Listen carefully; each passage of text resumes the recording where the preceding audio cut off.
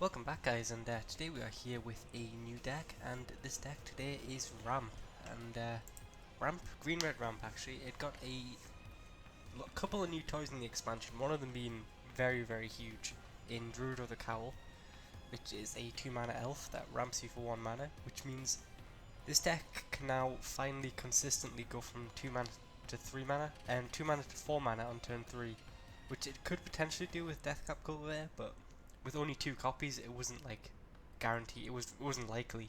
But now with 6, that means you can it's very likely you can go turn 3 explosive vegetation, turn 3 Chandra, which means if you do, if like the god draw on this deck is now basically turn 5, turn 6 Ulamog is a hell of a lot more likely than it used to be. But even if you're not casting Ulamog, I mean this thing on turn 4, this thing on like, hold on, I doubt you can get it turn 4 actually, but. Actually, I think you could. Turn 4, one of these two creatures is really hard to beat. Same with this, you've got things up. We'll get onto that in a second. Gaia's Revenge, turn 4. Stuff like that. But apart from that, the deck has got a new couple of additions. As you can see, we are keeping tuned towards aggro, so we run 3 jaddi offshoots, 3 Harness Lightnings, and a Rolling Thunder, along with 2 Radiant Flames. So we do run a fair bit of cheap removal just to try and stay alive, because not much beats ramp in the late game, so being able to pick off their small creatures is fairly relevant. Apart from that, I mean, we run the standard creatures. Surprisingly, a Sylvan Advocate still manages to make the deck. I know, shocking, but and Nissa and Tireless tracker again, no surprises. We're a land ramp deck. We're definitely running good landfall creatures in the mid-range things, just to fill out our 3-drop slots, and they can both win a game by themselves. Tireless tracker especially has been a huge buff to this deck now that we've got Rishkar's expertise, which I'll get onto in a second. But we are keeping the 1 Reclamation stage because the vehicle matchup is terrible, and this thing gives us a shot basically. We're not favourites to win the game, but we do stand a chance with the Rec Sage, being able to pick off like one of the vehicles we can't kill with our removal. And then we go into our ramp. I used to run 3 and 3, but now, like I said, because it's so consistent that we can go turn 3 explosive vegetation, I decided to now go 2 and 4. So so now we are tilted towards max copies explosive vegetation, but we still do run 2 Nissa's pilgrimages just to fill out some more ramp and guarantee land drops and all that good stuff. Planeswalkers, Chandra and Nissa, not too much to say about either of them. Not much has changed since the last time we did the video with them, but Chandra again does ramp you for 2. And she also, wins again by herself if they can't contest her, which is nice. And I say 95% of the time I use her for make 2 mana rather than the exile the top card of your library, but it is an option. And again, Nissa, she can pressure planeswalkers with her haste out of nowhere creatures, and she can get you back your big bombs late game. And if you get the chance to emblem, you very likely win the game. So, especially in this kind of deck. So, Combustable gearhulk probably not the best option. Probably should just be a green warden Marassa if you're taking this deck seriously. But let's be honest, if you're not running Combustable gearhulk in decks where you're running like Ulamog and like a bunch of 6+ drops, you're not trying to have fun. You might as well just go do some taxes or something. But Woodland Bellower, just being able to fetch up Sylvan Advocate / Tireless tracker depending on the situation. Huge, just an absolute stabilizer. Probably, if you could choose a 6-drop to play on like turn 4, this would probably be the one 95% of the time. And I'll get to Rishkar's expertise last just to spice it up. But Chandra, I'm not gonna go over the rest of these bombs. They're all the exact same. Nothing's changed. But Rishkar's expertise is a new card. So it says draw cards equal to the greatest power amongst creatures you control, and then you can cast a free 5-drop from your hand. So crucial things about this card: you draw the cards before you choose which 5-drop to put on the field. So which is really nice because it means if you draw, you get more options really. But another crucial thing about this card is that it's not target creature, so they can't kill your creature in response if you've got more than one creature out there. So like, just say you have a Woodland Bellower out and you grab a Sylvan Advocate, that's a 6-power creature and a 4-power creature. If they can't like kill the Woodland Bellower and you draw 0 cards, you'll still draw 4 cards from the Sylvan Advocate sort of thing. But this card has been polarizing. Some people say it's an absolute all-star, some people say it is less than that, shall we say. But I'm a huge fan of it. there's so many creatures early. Like I'd say, you're happy enough if you play like a 5/4 drop, and you draw 2 cards. I think that's acceptable. But with stuff like Tireless Tracker, uh, obviously all your big bombs, Chandra tokens, etc., etc. As Sylvan Advocate, don't forget him. If you draw like 4 cards plus with this guy, you're very, very unlikely to lose the game at that point. So I'm a big fan of it in ramp. As you can see, it has replaced Green Warden and Marasa, but that's my faith in it, and we will see how it does. But not much has changed. I'm still undefeated on the ladder from my last video. After 6 impressive wins in a row against Consulate Turret, etc., etc. But we actually found the game fairly fast, which is nice. But I'm almost looking forward to losing at this point because it's kind of annoying not being able to test on the ladder. But I want to keep this, see how long we can go on undefeated streak going. But playing a guy who is 1 year older than me, so he's got age. This hand is just objectively terrible. This is infinitely better. So we've got the Rishkar's expertise, so if we get to turn 6 with Tireless Tracker still around, we should be okay. But who is our opponent today? Felbio 94, and he is on red-white. Could be vehicles. If it is, we are in trouble. But never mind. That's a fantastic draw. Being able to go tracker into land is huge, because it's never exciting playing tracker on turn 3 without a land drop. And now he has a choice whether he kills the Deathcap cultivator or he plays out to the board. Either one I'm fine with. Skyskiffs. Yeah, there's red-white vehicles. So we do have the Harness Lightning to kill something scary along the line, which is nice. Ooh, I could go Explosive Vegetation. Okay, we got choices here. So we Explosive, and then we can...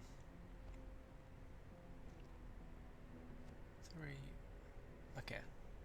3, 4, 5... I need to figure this out, sorry. So we've got 3, 4, 5, 6... So we could have potentially 7 mana. I think we do it. I think we just go for it. Because my thinking here is that our next turn... Okay, green and red, I don't particularly need to worry about it now that I'm running less 1s. This is Pilgrimage. But my thinking now is that next turn we can go Rishkar's Expertise, draw 2... If he taps out, obviously. If he taps out, we go Rishkar's Expertise, draw 2 cards, and we get to play a free tracker into a land drop.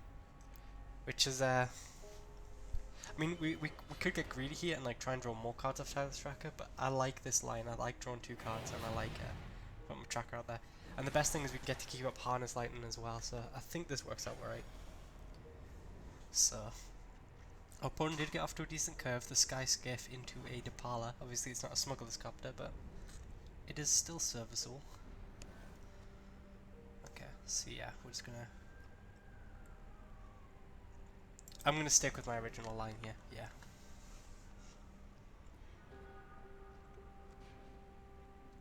We could ramp some more, could get Rex Sage, but I mean we can just cast Rex Sage later. I think I'm gonna stick with Tracker over the Explosive Vegetation, try and get some more value out of my land drops later on here. And apparently I can't do mass because I don't keep up the clue or the Harness Lightning, but next time we should be able to. So next turn I'm thinking we go Rex Sage, Tireless Tracker. 1, 2, 3, 4, 5, 6, 7. So yeah, we can go Rex Sage, Tireless Tracker, and if we draw the land we can even Harness Lightning, which I like. And then so we have 1 creature type, we have 2 sorceries, so we get instant maybe if a creature goes in there. So we're getting close to Delirium, which is relevant when they're playing a vehicle deck. Being able to trade this guy off late game isn't terrible. But that wasn't... Okay, Syndicate Trafficker. So it looks like we're playing Mardu vehicles now. So he's going to crack us here for... I might just trade, to be brutally honest. Trade the Tireless Tracker for the Depala. If he offers the trade, I'll absolutely take that trade. And if he's not going to attack with the Depala, then probably maybe you should accrue the Sky Skiff with the Depala, because then, yeah. So I'm going to take this trade. We'll see if he pays the mana or not. That's ominous that you only paid 1 mana. No, because he's keeping up the protection of this guy. So I'll off the trade here. And then next turn, I mean, we're going to be able to wreck him, basically. Yep, I'm fine with that. Because he's now tapped out, which means we can get Harness Lightning Energy. So we're going to basically wipe his field here. Okay, we just get Max Punish here. That was a really good draw. So we can do that for 4, kill his 2 creatures, and then the turn after we can Wreck Sage, which I think might be right. 1, 2, 3, 4, 5, 6, 7. That would take our entire turn, but he would be down 2 creatures and we get 2 for 1. If we Wreck Sage, actually, that thing's 2. We need Wreck Sage would get rid of his artifact. Okay, opponent's had enough. We'd get rid of his artifact, he'd have 3 toughness, so we'd have 1, 2, 3, 1, 2, 3, 4. So we could do it for 2, so yeah, it's not going to make a difference. If we drawn a land drop there, that would have been nice, but I guess we did draw the Rolling Thunder, so never mind. I could honestly just Wreck Sage, Explosive Vegetation, kill, and then, no, because I want to kill the Syndicate Traffic while he's tapped out. I think I'm just going to go for the 2 for 1.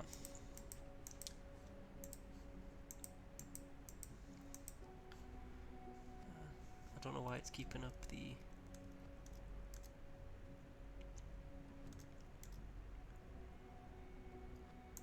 Yeah, I guess it doesn't really matter.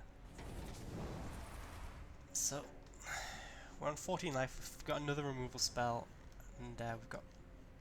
Yeah, okay, so it looks like he's left. Actually, no, let's see what he drops here.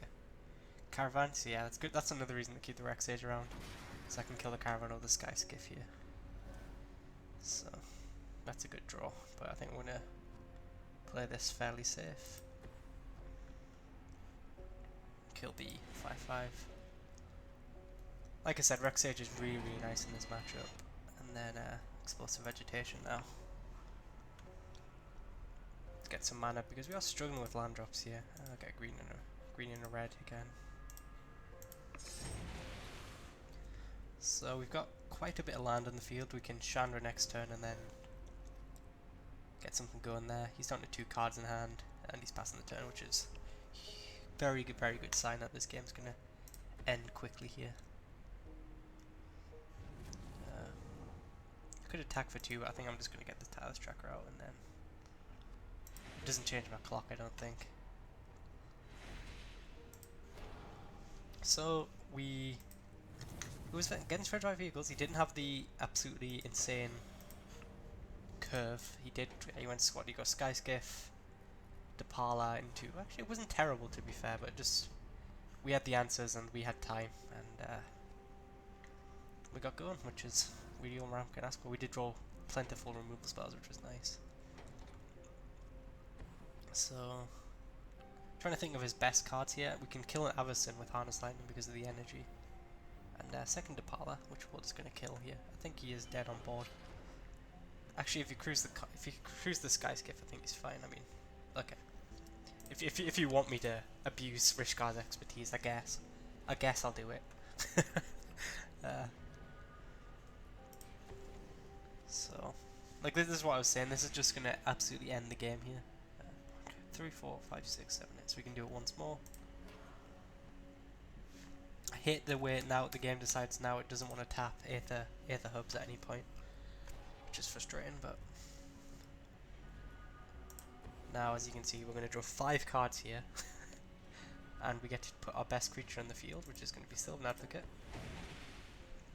and then we can plus, and our opponent has to block. So we'll tackle out, and then as you can see, I mean, like, this game is now practically unlosable with Combustable gearhulk to draw some more cards, and then with all the fuel in our hand, it's going to be very hard to lose. He doesn't even get to trade here, which is the worst part. And then down to 2 life. So trying to think of. He'd need to go like double strike. I'm trying to think of some sort of double striker that would get him out of this. Double impetuous devils might be his best card. Unfortunately, drawing 3 vehicles there isn't going to save the AI. Yeah, I'll block. Might as well. And as is tradition apparently on a Nighthawk video, we are going to cast the Combustable gearhulk just to hit Ulamog, because like I said, we either hit for 100 or we hit for 0. There's no middle ground. And we need to keep this proof up. And okay, I'll take it. We only hit for 11. What a terrible luck I have. But yeah, this game. So we beat Mardu vehicles, which is surprising at rank. Considering we were playing consulate turrets a couple days ago, it's surprising we're running into Mardu vehicles at rank 8. But we did in fact get the win. So rank 8, get some more challenges, first win of the day, all this good stuff. Nice. But yeah, I am a fan of Rishkar's expertise. They weren't particularly amazing, like they weren't as busted as Rishkar's expertise can get. But as you can see from the first one, it allowed me to basically play a Tireless tracker, draw 2 cards, make a clue, and I mean for 6 mana that's not like, it's actually, you know, that is pretty decent value for 6 mana, I guess. And like I could have been more patient with it. I could have played the Tireless tracker up first and stuff, but I think it was acceptable. And we're playing Haha, who was on the play this turn, but hopefully we will be the ones laughing at the end of this. And this is risky, but it's worth speculating on, because I mean we have potentially turn 3 explosive vegetation, and or turn 3 Chandra, depending on which one we want to go for, into Omnath, which will just end the game. Do need to hit a land drop, but we do run 24 lands in the deck, plus 2 Nissa's Pilgrimages, plus 3 other Druid to the Cowls, plus 2 Deathcap cultivators. So it's not like we're going to be. It's not like we're unfavourites to draw land in this next couple cards, which is nice, and we did draw it. So I think we actually have turn 4 Gaia's Revenge here, and then if we hit another land drop after that, we can drop Omnath, which is nice. which is nice. We actually have a good blocker here as well, but I am absolutely not blocking if he attacks. And he doesn't, which means we now know he doesn't run combat tricks. Or at least he doesn't have any in his hand. He flips his Dust Watch, but now we just go. I'm most tempted to Chandra minus on the Dust Watch. In fact, I think I'm going to. I think that's better. We get blown off here as a combat trick, but I think if he had a combat trick, he would have played last turn. And this is actually kind of the same effect here, because we get the 2 mana next turn anyway with Chandra if we want it. So this is pretty. If we draw land, we've hit God draw territory. Green white, and to a Lifespringer Druid. So our opponent's doing his own mana ramp himself. Let's see what we hit. Fortunately, a land, but it's not the worst thing in the world here, because we get to go. So we have 3, 4. We have 6 mana if we want it.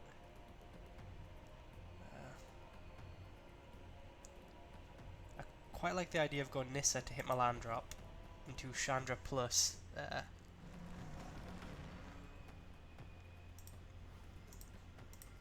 Perhaps I'll just go all in on land here. Actually, I think I like this better. And then we can. No, I think I'm going to go with this. I think I'm going to kill that Lifespringer Druid. I'm not sure if it's right. In fact, I do question it quite significantly here. But the way I say it here is, next turn, even if we don't hit land, we can 4, 5, 6. We can cast one of these creatures here, or we can explosive vegetation to flip Nissa. So yeah, this was just a pretty disgusting draw. I don't think much would have beaten this. Especially Slayer's Plate, let's put it that way. But hopefully we draw it. Actually, we can just smack him with. Okay, I mean it's rude not to play an Omnath, isn't it? Just to absolutely close out this game. I could Gaia's Revenge and smack him, but I'll just do that next turn.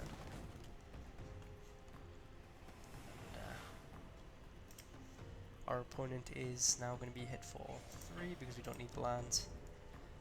And then next turn, I think we actually have lethal on board. We haven't missed a land drop, I don't think, this game. So we have 1, 2, 3, 4, 5. So this is turn 6, and we already have a Omnath and a Gaia's Revenge coming out the next turn. The elf deck did not really seem to stand much of a chance.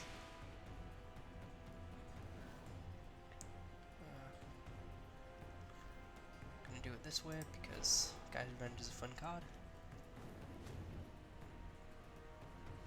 I think we tap one of our mana elves, then we can just kill with Harness Lightning here.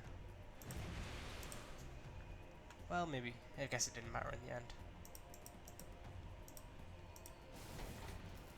Yeah, we just have lethal here. So, that was a game. That was absurd. We kept a risky hand and it just worked out. Double Harness Lightning, a lot of ramp, a turn 3 Chandra, killing his creature, and then that was just really it. So, rank 9, some more quests.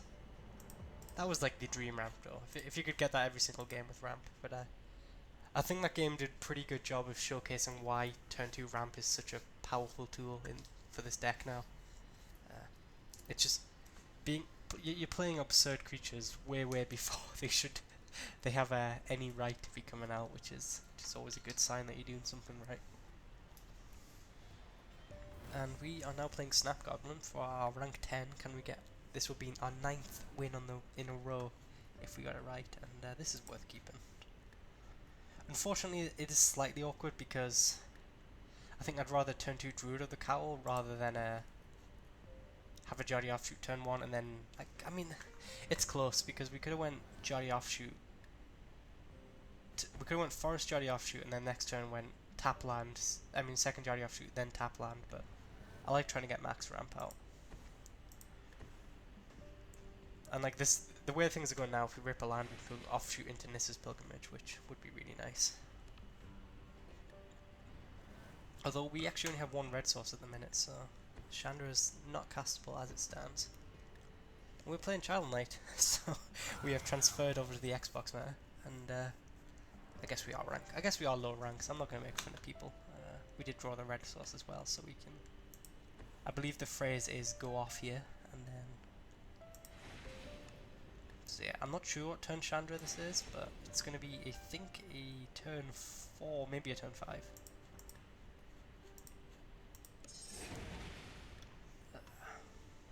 4, 5. Yeah, it's a turn. It's a turn 5 Chandra. I mean a turn. I don't even know. It's very early Chandra. That's all that matters. Thalia. See, I would normally be terrified about Thalia here, but unfortunately Chandra can -2 and wipe his field while keeping my field around, which is going to be brutal. I do feel bad for my opponent here. Yeah, there's no. I mean, this is just the right play. there's no other way to word this. And then, I mean, we just played. Yeah, that's just absolutely mean. I feel really bad. I mean, the game's not over. It depends what else is in the hand. I mean, Thalia. I mean, they must be running good cards if they've got Thalia in there. Like they could go Giselle here, and I might be in trouble. Unfortunately, he is. But actually, if they get an Angelic Destiny, we might be in trouble. Depends if they've got it in the deck. Nope, Suppression Bonds. He's gonna keep the Planeswalker off the field. We do run a Rex Sage, so I don't want to just Suicide Chandra for no reason, I guess. I don't see any reason to do that. This is kind of awkward because, like, I could play Nissa and Tireless Tracker, but I can't get the landfall effect off. Actually, I can. What am I talking about? I've got the thing. So yeah, I'm just talking about my ass. But yeah, we'll smack him for 6 here. He'll spend his entire next turn suppression bonds, and then we can just hit him with a Gaia's Revenge. So yeah, it's not looking good. And he's okay, he's jumping. This is fine. This is absolutely fine, I think, to say the least.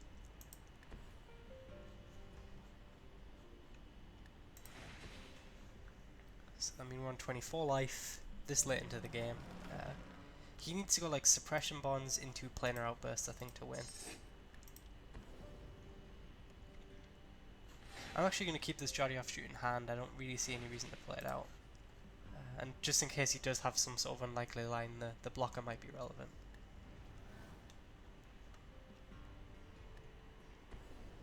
Yeah, so as expected. So how much can we hit him for here? We can hit him for 1, 2, 3. So I mean, if we rip a land, we can hit him for a little bit more, but fine, that's fine with me. And then I would love to hit a land because we could flip Nissa, but Harness Lightning isn't too terrible as far as things are concerned. And we do have a clue next turn, so that's if the game even goes this long, and yeah, we'll play this one out because it's the last game, and our opponent, does he have the land planar upper, so land Tragic Arrogance? It's another Helios Pilgrim. Let's see if the AI fetches up the Angelic Destiny. Nope, it fetches up Revolt Privileges. So it looks like we're playing some sort of black-white aura deck that never really got there. So let's have a bit of fun, try and hit a Rishkar's expertise. Hail Mary into one. We got a 2-win 45 chance. Come on, or Combustable gearhulk, that works as well. Alas, Ulamog. 1, 2, 3, 4, 5. Yeah, we can't do it anyway, so we might as well just clear his blocker out of the way. And then I kind of regret playing that land out now, actually, because there's going to be a lot of triggers coming. Oh well. Send this one here. Gaia's Revenge cruising, and that would be a ramp. So I mean, that was just the turn 4/5 Chandra was just game breaking there. Being able to wipe his field while keeping mine around. Another advantage of Druid with cowl, of course, being it's got 3 toughness, which is hard, makes it relatively hard to kill. But a win is a win. Another 3 wins. We are undefeatable. We can't be stopped. Won't be stopped. And yeah, so bit annoyed because again that means I can't play the land. But I mean, we got to rank 20 in our streak a couple seasons ago, so we're halfway there. And yeah, so I'd like to say thank you guys for watching, and I will see you later.